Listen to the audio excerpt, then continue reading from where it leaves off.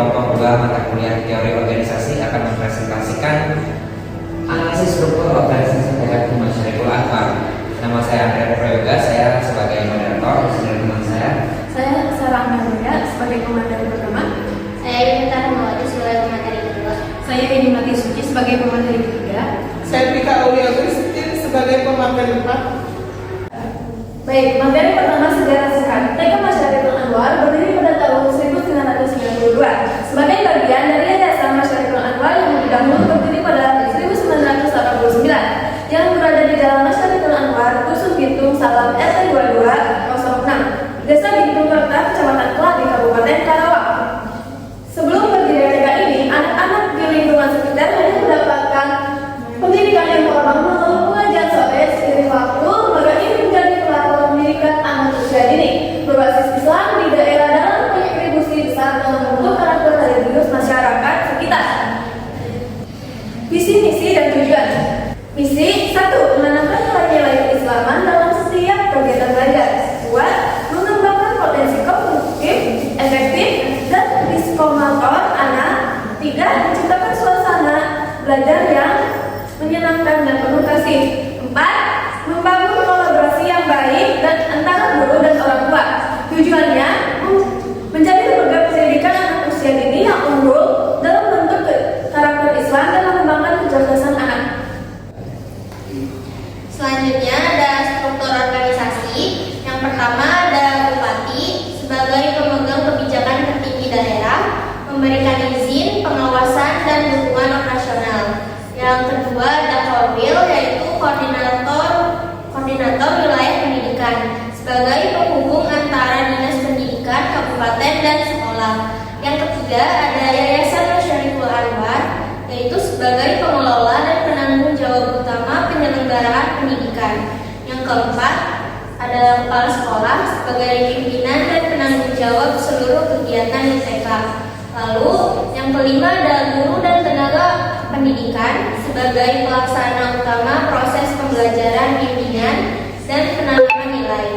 Dan yang terakhir ada orang tua dan masyarakat sebagai pemberi dukungan, kerjasama, partisipasi moral, material terhadap kegiatan sekolah. Selanjutnya ada struktur organisasi. Yang paling atas ada Bupati, kemudian Korwil Pendidikan, Yayasan Masyarikul Anwar, kepala sekolah, ke guru kelas A, guru kelas B, lalu tata usaha, dan yang terakhir ada orang tua dan komite sekolah. Kemudian hierarki dan alur komunikasi. Hierarki dan alur komunikasi. Sistem komunikasi di TK Masyarikul Anwar berjalan secara dua arah, yaitu vertikal dan horizontal.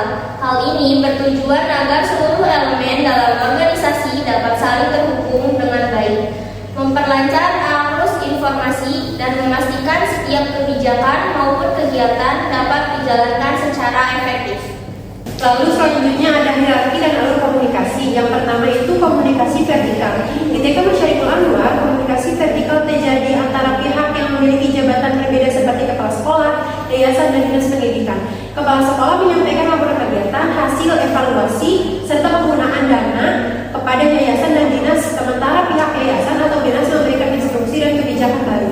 Komunikasi ini bersifat dua arah, memungkinkan kepala sekolah menyampaikan saran dan kendala agar kondisi tetap harmonis dan profesional.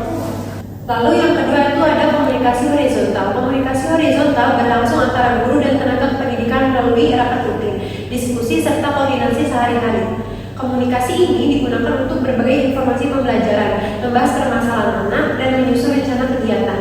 Hubungan yang terbuka dan saling mendukung menciptakan suasana kerja yang kooperatif, kekeluargaan, serta meningkatkan semangat kerja dan kualitas pendidikan di TK Masyarikul Anwar.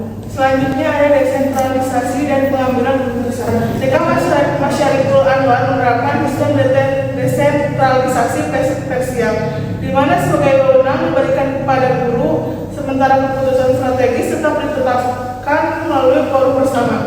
Guru memiliki kemandirian dalam menyusun rencana kegiatan harian atau RKH, memiliki metode pembelajaran, dan mengelola suasana belajar sesuai karakter anak.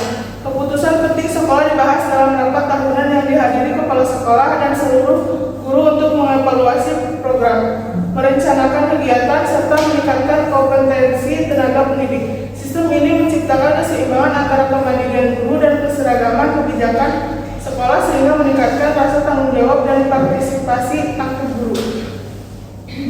Selanjutnya ada evaluasi dan implementasi visi misi. Setiap kegiatan pembelajaran TK Masyarikul Anwar diarahkan untuk mewujudkan visi dan misi sekolah, yaitu mencetak anak yang cerdas, berkarakter Islami dan ceria dalam belajar. Guru berperan sebagai fasilitator dan pembimbingan dalam pengembangan potensi anak secara menyeluruh, mencakup aspek moral, sosial, emosional, kognitif, dan motorik. Evaluasi dilakukan secara rutin melalui observasi, catatan pengembangan anak, dan rapat mingguan antara guru untuk membahas hasil pembelajaran, hambatan, serta solusi. Dengan evaluasi yang berkelanjutan, proses belajar di TK Masyarikul Anwar terus berkembang menjadi lebih efektif, menyenangkan, dan sesuai dengan nilai-nilai Islam. Selanjutnya kesimpulan, struktur organisasi TK Masyarikul Anwar bersifat fungsional, partisipatif, dan adaptif, di mana setiap unsur memiliki peran dan tanggung jawab yang jelas dalam mendukung tercapainya visi dan misi lembaga. Sistem komunikasi yang terbuka, baik vertikal maupun horizontal, menciptakan koordinasi yang harmonis antar komponen sekolah. Selain itu, penerapan desentralisasi parsial memungkinkan guru berperan aktif dalam pengelolaan kelas dan pengambilan keputusan, sehingga proses pendidikan berjalan lebih efektif, dinamis, dan sesuai kebutuhan peserta didik. Yang selanjutnya itu rekomendasi. Yang pertama, meningkatkan pelatihan bagi guru agar semakin kreatif dan inovatif dalam menerapkan metode pembelajaran yang menyenangkan serta relevan dengan perkembangan anak. Yang kedua yaitu memperkuat kerjasama antara sekolah, orang tua, dan masyarakat melalui kegiatan kolaboratif yang dapat mendukung perkembangan anak secara holistik, baik di lingkungan sekolah maupun di rumah. Yang ketiga yaitu mengembangkan sistem evaluasi berbasis digital untuk meningkatkan efisiensi dalam pencatatan, analisis hasil belajar, dan pelaporan perkembangan peserta didik, sehingga proses evaluasi menjadi lebih cepat dan akurat. Sekian presentasi dari kelompok kami. Wassalamualaikum